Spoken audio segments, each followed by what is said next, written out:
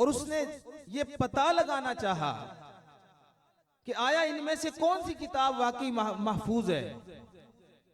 उसने ज़बूर को लिया, उसमें काफी सारी उसने तब्दीलियां अपनी तरफ से करके खूबसूरत नुस्खा छपवा कर वो जाकर ज़बूर को मानने वालों को, ज़बूर मानने वालों को जाके दे दी। भाई ये मेरी तरफ से तोहफा है, मेरा दिल करता है आप इसको पढ़ें। बहुत सारी तब्दीलियां कर दी और करने के बाद फिर वो ईसाइयों के पादरी के पास चला गया कि जी ये मेरी तरफ से आपको हदिया है, आप इसे पढ़ें, मेरी ख्वाहिश है, मैंने इसको लिखा है और बड़े ही खूबसूरत अंदाज में इसको लिखवाया है, दे के आ गया। इसी तरह तौरात को उसने काफी सारी तब्दीलियां की और तौरात मानने वालों को वो किताब देकर आ गया। बारी आती है कुरान मजीद की, कह दो सुभान अल्लाह।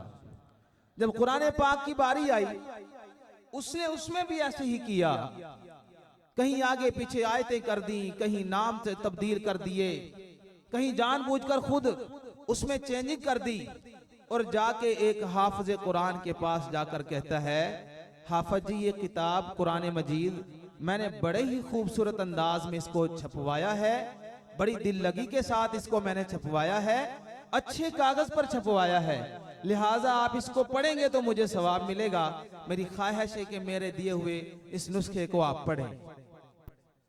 अब चारों किताबों में उसने तब्दीलियां की, तौरात, ज़बूर, इंजील, कुरान मजीद। ज़बूर वाला भी नहीं आया, तौरात वाला भी नहीं आया, इंजील वाला भी नहीं आया। 3 दिन भी नहीं गुजरे थे कि हाफिज कुरान जिसको वो नुस्खा देकर आया था वो उस कुरान के नुस्खे को लेकर उस बंदे के दरवाजे पर जाकर दस्तक दे रहा था।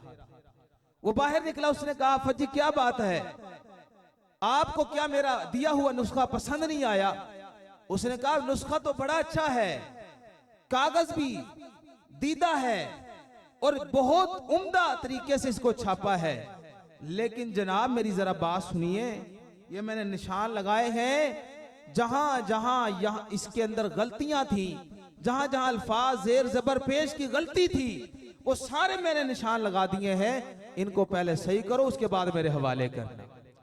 अल्लाह ताला ने किताबी शक्ल वाले कुरान को भी महफूज रखा है। फिर रब्बे कायनात ने ऐलान कर दिया, इन्ना नहनु नज़्ज़लना ज़िक्रा व इन्ना लहू लहाफ़िज़ून, हम ही, बेशक हम ही इस जिक्र को नाज़िल करने वाले हैं, हाँ हाँ हम ही इसकी हिफाजत करने वाले हैं। छोटे छोटे मासूम बच्चे, एक दौर था जब कुरान मजीद को मिटाने के लिए अंग्रेज सामरियों ने कोशिश की कि दुनिया से कुरान मिट जाए, और वो दौर था कि इल्मे नबुव्वत को, कुरान को, दीन को मिटाने के लिए, किताबी शक्ल वाले कुरान को मिटाने के लिए उन्होंने उस वक्त इतने किताबों को जाया करवाया, कुरान के नुस्खों को जाया करवाया कि दरिया के अंदर पुल बन गया किताबों का। पुल ऐसे ही नहीं बन जाता, लाखों के हिसाब से जब किताबें दरिया की नजर हुई होंगी तब जाकर वो पुल बना होगा। और देखने वालों ने गवाही देकर कहा कि उस वक्त दरिया का जो पानी था उसका पानी स्याही में तब्दील हो गया। क्या वजह? कि कुरान किताब की जो स्याही थी पानी की वजह से कच्ची होकर पानी के अंदर वो घुल मिल गई। इतना कुछ किया गया। जब ये सब कुछ हो गया, 7 साल का एक हाफिज कुरान खड़ा हुआ और उसने अंग्रेज के ट्रक के सामने, और उस वक्त हजरत मौलाना मोहम्मद रशीद अहमद गंगोही रहमतुल्लाह अलैह उनके साथ वो 7 साल का मासूम बच्चा वो खड़ा हो गया। और मौलाना रशीद अहमद गंगोही रहमतुल्लाह अलैह आपने अंग्रेज के ट्रक को रोक के कहा, तुम किताबी शक्ल वाले कुरान को खत्म करने की कोशिश कर रहे हो, और ये जो 7 साल का मासूम बच्चा जिसके सीने में अलिफ लाम से लेकर वन्नास तक पूरा कुरान महफूज है, इसके सीने से कुरान कैसे खत्म करोगे? अंग्रेज हैरान रह गया। तो भाइयों, अल्लाह ने इसका नाम कुरान भी रखा, किताब भी रखा। किताबी शक्ल में भी महफूज है, कुरानी शक्ल में भी महफूज है।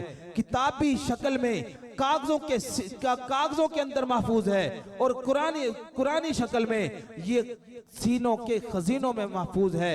मेरे भाइयों, इसलिए खुश नसीब है वो तलबा जो आज अपने सीनों में इस महफूज और अजीम किताब को लिए हुए और अपने बड़ों के जो है हाथ दस्ते मुबारक से वो इस खुश नसीबी को देखेंगे।